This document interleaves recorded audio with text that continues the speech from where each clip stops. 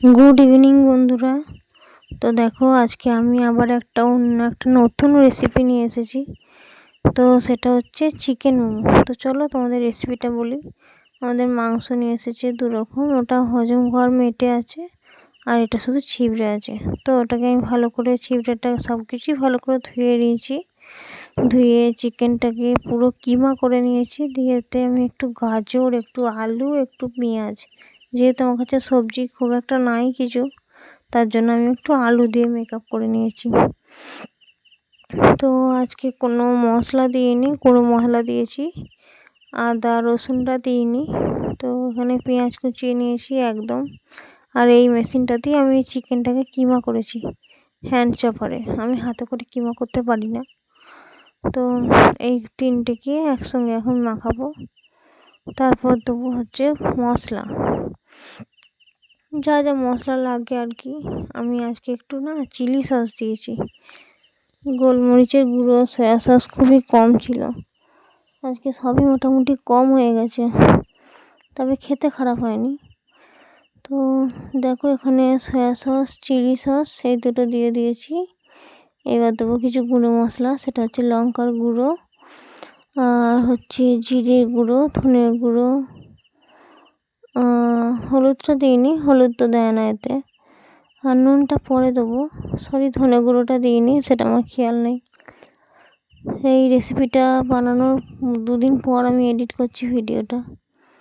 তো নুনটা এখন থেকে দিলে পুরো জল কেটে যাবে, সেজন্য আমি আর নুনটা প্রথম থেকে দিইনি। শেষকালে একদম পুর ভরার সময় আমি নুনটা দিয়েছি। দেখো এখন নুনটা দিয়েছি আমি। নুন না, এটা গোলমরিচের গুঁড়ো। আর নাই বললেই চলে, গোলমরিচের গুঁড়ো দিতে একদম ভুলে গিয়েছিলাম। তাই জন্য প্যাকেটটায় যেটুকুন ছিল দিয়ে দিয়েছি। আজকের চিকেনটা ঠিকঠাক আছে, কিন্তু মশলাপাতিগুলো একটু কম কম আছে। তো এখন দেখো শেষকালে নুন দিয়ে মাখাচ্ছি।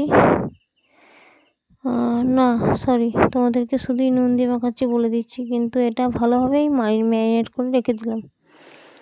আর এবার মাখবো হচ্ছে ময়দাটা মাখবো একটুখানি নুন দিয়ে, আর একটুখানি ময়ান দেওয়ার জন্য আমি সরষের তেল ইউজ করেছি।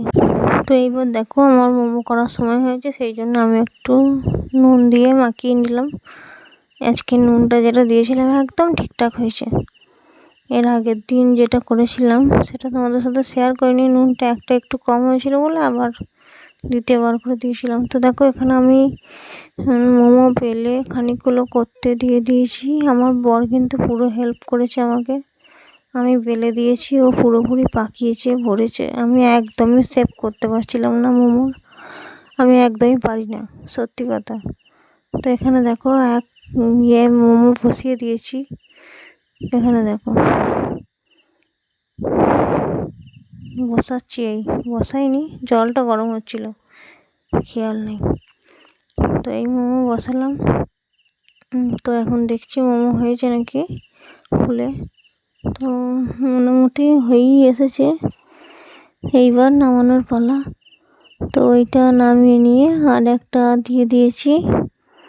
প্রথমে যেটা করেছিলাম ঠিকঠাক হয়নি, শেষবারেরটা ঠিকঠাক হয়েছে।